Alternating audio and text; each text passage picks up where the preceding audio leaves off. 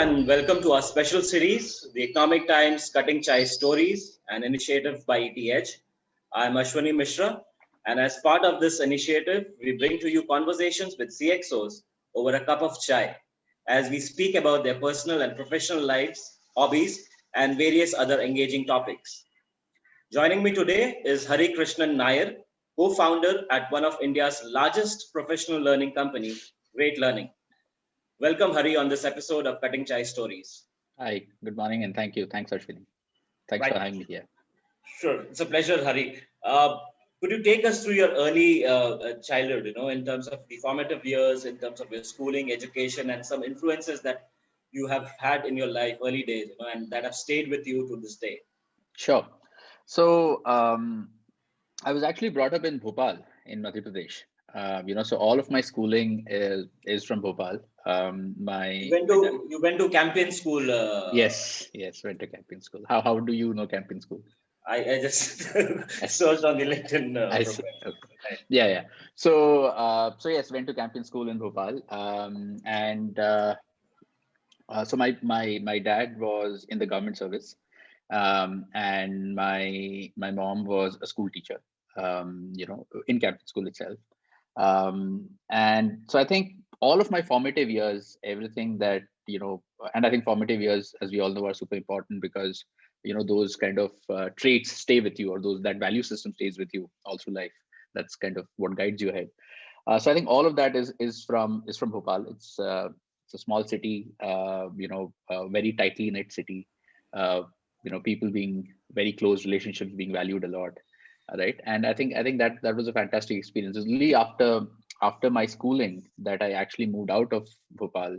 First went to Kerala for my engineering, and then came to Gurgaon for my business school, and then I've been in Gurgaon and Bangalore. But I think I do cherish. I think, like all of us, the cities that we grow up in, we always cherish. I think that always kind of holds a very special place for us, and same is the case with me. Influences or influencers from formative years, I would say, is one of the things that when I often look back and try and wonder in terms of what really influenced my childhood. I think a few things that clearly stand out. One is that like many of us, upbringing was in a middle class household, right, where there is this core focus on the importance of value system, right? Certain values are just very important, cannot be violated. Let's put it like that. As a child, you imbibe some of them. Many of them you don't imbibe. Only later in life, when you grow up, you realize its importance, and then you start appreciating how important they are, and you make them a part of your life, right? What would be some of these lessons be? So things that you have missed out in the early days, and you still recollect, and So for example, discipline, right? And I've spoken a lot on this. I speak a lot on discipline to my teammates as well, or younger folks who I interact with sometimes. And this is the strange part, right? I think in every household, every parent, in every school, every teacher tells a student that discipline is super important, right? But as a child, or as a teenager, right, we often find discipline very boring, right? It's very hard to stick to rules and do something to a timeline and so on and so forth, right? And I was no different. But what I realized over a period of time, and especially once I crossed 30s and all, is I realized that how important is that virtue, right, of keeping things simple, repeating them over and over again, right? And having some, whatever is your version of a let's say a ritual, or whatever it is. Like when I say ritual, I mean like a morning ritual, or how your work should be, how your day should be, right? Just sticking to the plan, right? Not anything fancy, just sticking to the basics and just doing it over and over and over again, just turning up every day to execute that. I think that is what discipline is. But I think it has great power. It has helped me incredibly. And now today I fully understand that, and I struggle as a parent to teach my daughter discipline. I think it's that vicious cycle, right? And sometimes I just feel like she'll realize it. When she realizes it, hopefully she'll start valuing it. how did the transition to Kerala happen? Hari, so you did your schooling from Bhopal, then moved to Yeah, you did your computer science from the Kerala University University. of Kerala. Yeah, yeah. So I think the ancestrally we are from Kerala. So there's always, there are always roots there, lots of family there. After 12th, just like most school kids, at least in those days, took the engineering entrance exam and had to choose, between colleges wherever you get a better seat. And that happened to be in Kerala, and that's how I went to Kerala and did my engineering there. And of course, um, the fact that there is family and stuff like that also played a role there. Right. And then you did your management education from MDI Gurgaon. Yes, yes. So the 4 years that I spent in engineering. So actually the way I look at it now is that I think my schooling was a place where I dabbled in a lot of things. Also because the school provided that flexibility, right? So I was good at academics, but I also had the liberty or the luxury to dabble in sports or to dabble in debating. I used to enjoy debating a lot, so I was part of the debate society and stuff, right? And that was always encouraged, right? So there were, I think so. School built that foundation wherein it gave the confidence that it's possible to go and try out different things and really to some extent at least remove that fear of failure or that apprehension, because when as a kid you do so many things, you fail at so many things, then you realize that it's okay to fail. It's no big deal, right? Even today that anxiety exists. I won't say that that anxiety doesn't exist, but there are many reference points from past, right, where you tried something, it's failed and life's just moved on. So big deal, right? So I think that fear of failure kind of was brought down by my schooling experience and the opportunities I got there to explore. When I went to my engineering, I had a tough time transitioning. Tough time in the sense that I think it was very different from my, from all of my formative years. There was culturally also it was very different, and I never stayed in Kerala for so long. In fact, when I landed there, I was not very fluent in Malayalam as well. So I think that took a bit of time, but eventually, I think the value that I took from engineering is that one is of course the friendships that one could maintain, and because as a student in engineering colleges you just have so much more time, right, to explore. I think it gave me a little more. I actually, I was able to pursue those interests even more, whether it is debating or whether it is not so much of sports, to be honest, in college. But I was part of doing a lot of events in college and so on, right? So I think that kind of helped me explore and probably discover myself a little more. Right. So your twist with entrepreneurship started in 2007, or you were fresh out Yes, of business school. Your first venture, iLabs, I believe, 2007, if I'm not wrong. So that's right. was again a technology startup that built a marketing automation product for retail brands. What drove you towards taking up that startup career road? Which is a long time back. So 2007, I think things were just starting to open up, especially Yeah, in the startup space. yeah. So see, first and foremost, I come from or my family background is such that, as I mentioned, it's very typical, very all my cousins, my parents, everyone in the family is basically in a professional line of career. There has been no entrepreneurship in the family, right? Um, so this More was challenging for you then. More challenging for you that way. yeah. I mean, there's no reference point, right? With a cousin or with a family member and stuff like that, right? So you basically have to chart your own path. um so it's not as if what I was trying to say is that it's not as if I always wanted to go into a startup. Even when I went to business school, I went in with a very different expectation, right? My expectation was that because I was the college secretary, and I was doing these engineering college. I was the college secretary, and I was doing these fests and all, right? I was able to kind of interact with external folks a lot more, and I thought that maybe something that allows me to do that a lot more than being let's say a software engineer, probably that is of interest. And it was as vague as that, to be honest. And then when I researched, I thought that maybe I'll start liking careers in marketing. And for careers in marketing, you need to go to a business school, right? So that's how I went to business school. And even in first year, when you kind of, a lot of your influences in the first year of a business school are actually formed by what your seniors do, right? And there also, I was actually more and more gravitated towards, after business school, I should build a career in marketing, probably start with, the FMCG companies, just like most marketing graduates want to. And that was the path that I was in. So I was lucky to actually get an internship, with Asian Paints in marketing. So I did that for about 3.5 months, and that was my first kind of, let's say, up and close view into what does the marketing function do, what is the work out there, right? And while the work was interesting, the one question that I always had, and I don't know where does this come from, but that has been some kind of a guiding light for me, has been about impact, right?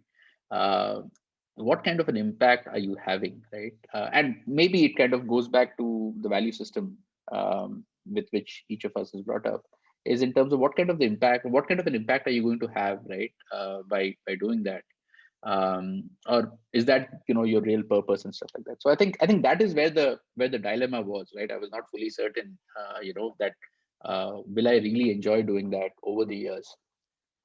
And when I came back after internship is when I discussed with, a few of my professors in business school were very, very supportive. And in fact, if not for them, I don't think I would have had the confidence to plunge into, entrepreneurship. So I discussed with them, and they urged me to read up more, to know more what's happening, not just in India, but let's say in US and so on and so on.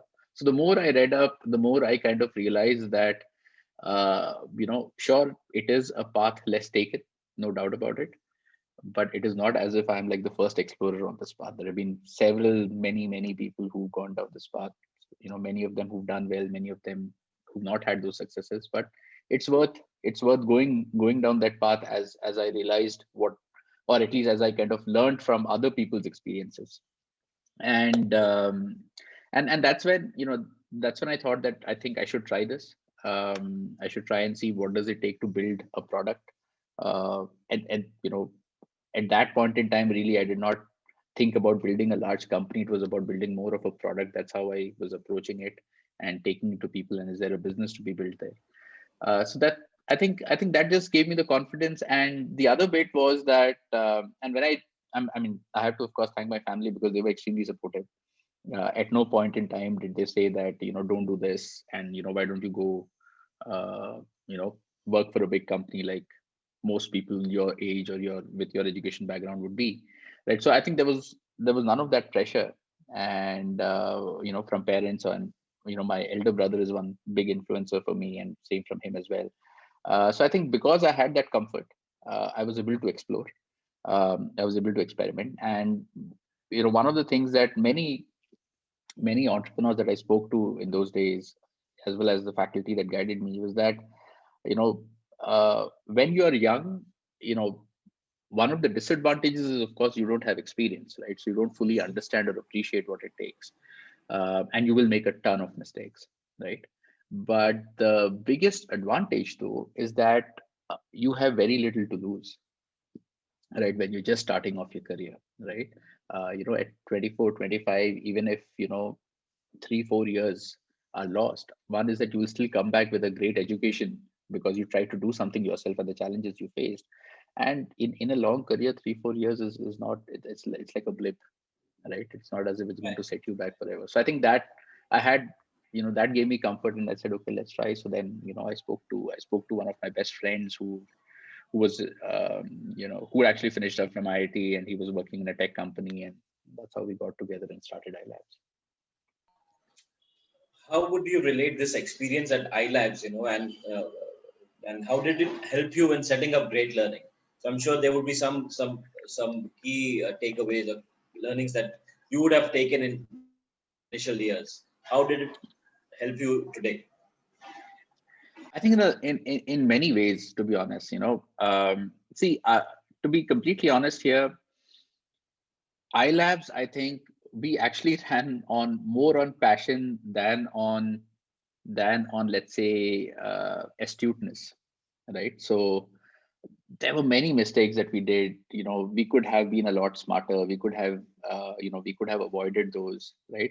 If only we had at times been better with hiring, at times been better with planning, at times had were not looking for shortcuts, right? So I think it was definitely my iLabs was definitely my first tryst with entrepreneurship, so as to say.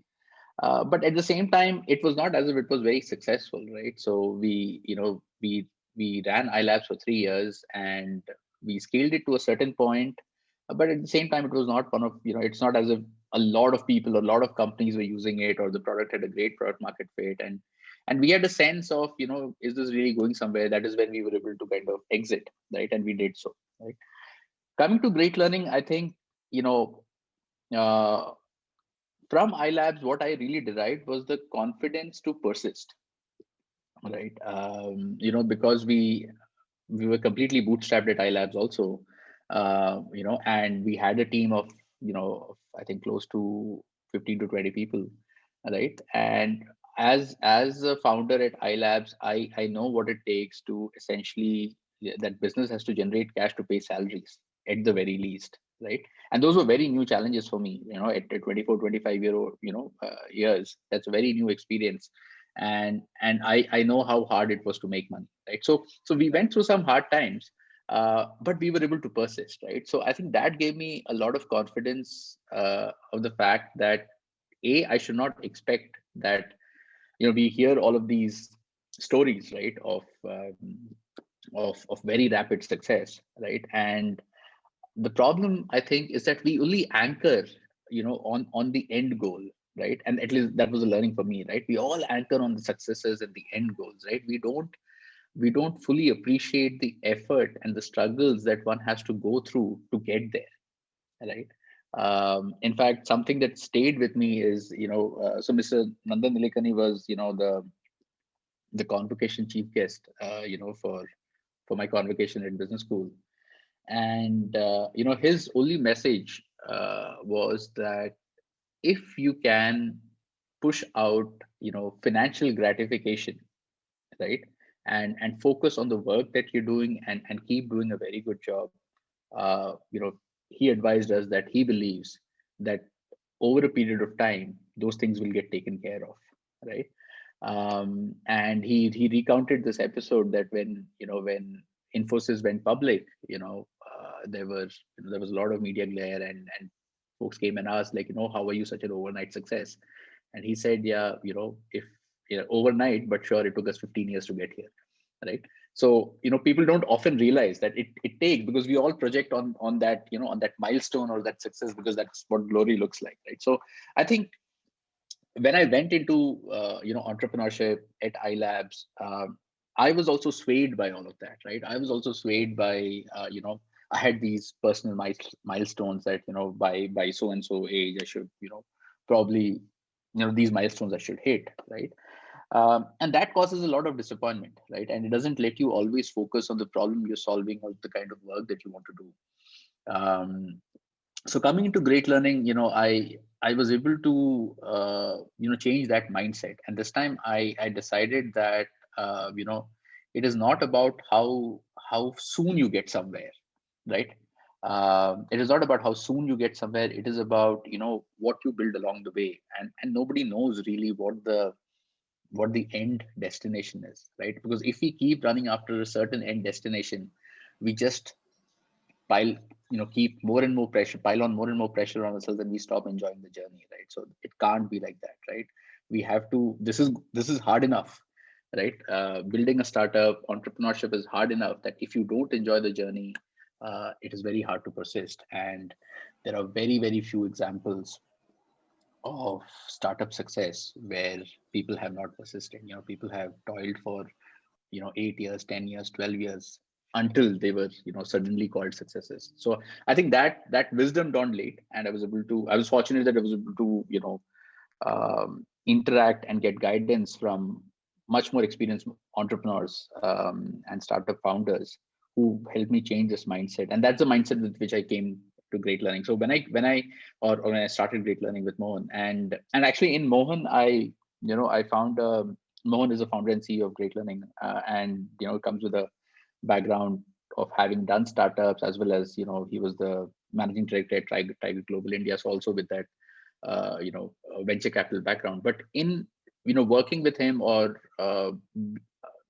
being closely associated with him, actually taught me a whole lot, because that helped me change this mindset. That he was the first, he was very, very sure that when we build a business and when we build Great Learning, right, we cannot build it for an exit, right? We cannot build it thinking of something glamorous that is going to happen 4 or 5 years down the line. I think every year has to be great, right? And we have to make sure that every year is great, and every year will be a new challenge, and we have to appreciate it will be tough, but we have to start enjoying that journey.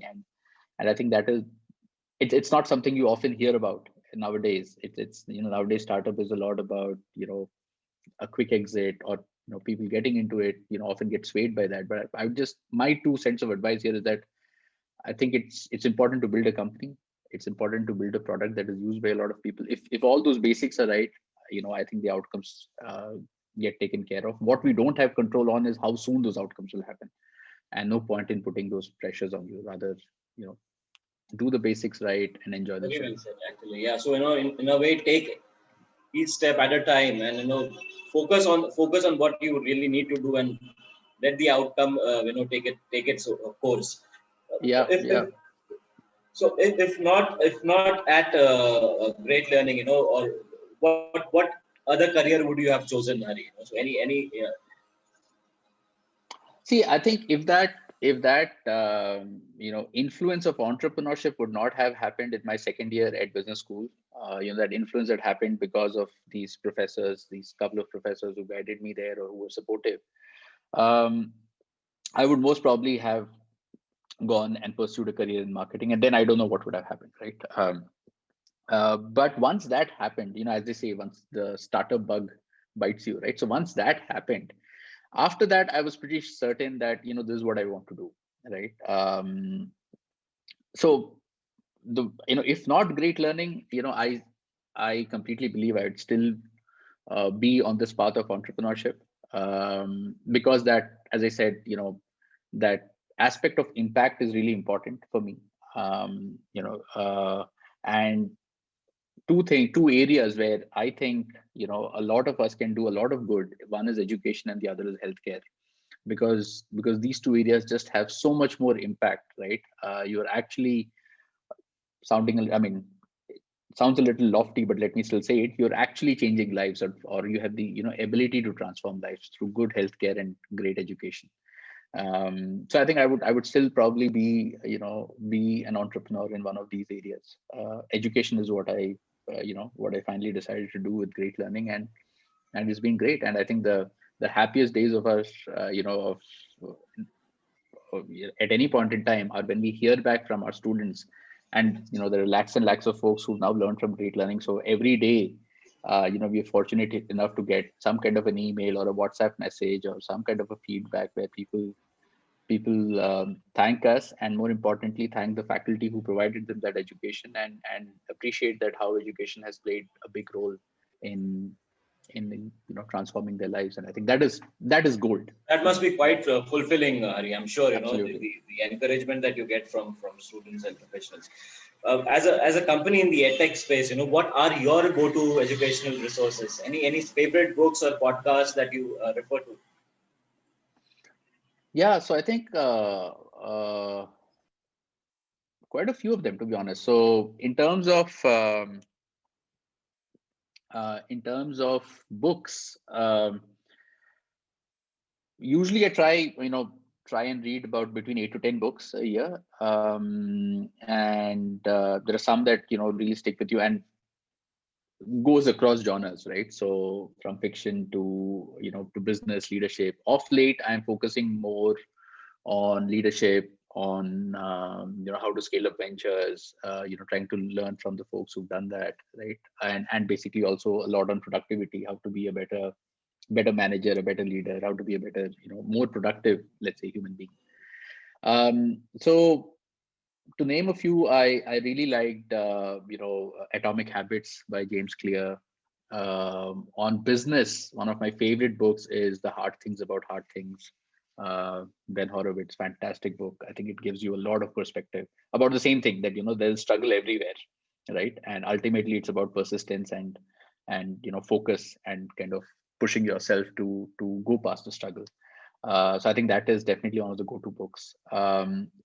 Beyond business, one of the couple of the books that I recently read and I've been greatly influenced by is this book by David Goggins. I think it's called Can't Hurt Me or Cannot Hurt Me. I'm not too sure. One of Right. these, Can't Hurt Me.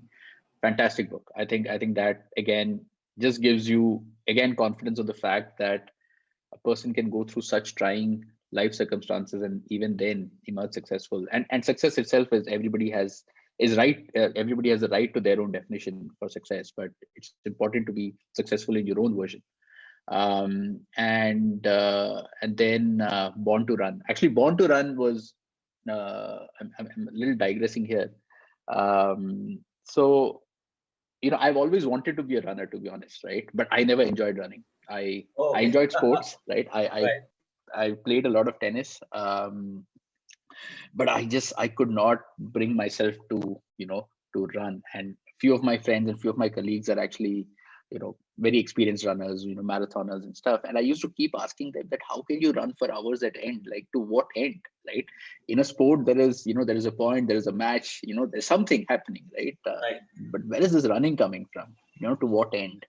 And I think this was the book that actually completely changed my perspective. And I realized that it doesn't always have to be about competition. Like, sports is always about competition. You're always playing against someone, right? It can also be about being with oneself and doing something just because you like doing it. True. And that's how I got to running. So I think in pandemic, one of the things that has happened, uh, on the personal side, is that I still won't call myself a great runner, but the fact that I can now run for long distances and long duration, because of the perspective that I got here. And something that I completely, and I was so surprised because for all these years I thought that I could not run. For all these years I hated running, that first pain in your shin or in your calf, and I would stop and I would say that this is not for me, right? But I just realized that it's again just about keeping things simple. Running is just like one step and the other, right? Just keep following that and the pain goes. So great. I think that was a fantastic book. Then a bunch of fiction. I think this year I have not read that much fiction, but until last year, at least 2-3 books I used to read on fiction. Again, I usually like simple books or simple storytelling. So whether it is Norwegian Wood or um, Sense of an Ending is one of my favorites. So I think, yeah, so that podcasts actually I've started following a bunch of podcasts. Again, this is again happened because of running, to be honest, because when Oh, you okay. run, right, there's only till a point in time that you can run for long with music, at least for me, right? But I realized that it's a great time to actually listen to podcasts, to listen to audiobooks. So that's how I started listening to, or I started following a lot more podcasts. The ones that I follow very regularly, one is the Knowledge Project, Farnham Street. The other one is Tim Ferriss. The Tim Ferriss podcast, because these are all interviews, right? And I think it's a great way to learn from what other successful folks have done. True. So these two I really like because of the fact that there's so much that you can learn. And also Naval Ravikant. I forget what the podcast is called. Right. Right. Right. Thank you, Hari, for being candid, sharing your views, and sharing your journey in a way. And there were some key factors that you spoke about. Discipline was one of them, and the passion to do what you have to do. So that should be there always. That was Hari Krishnan Nair, co-founder Great Learning, speaking with us. We will see you soon on another episode of Cutting Chai Stories. Thank you.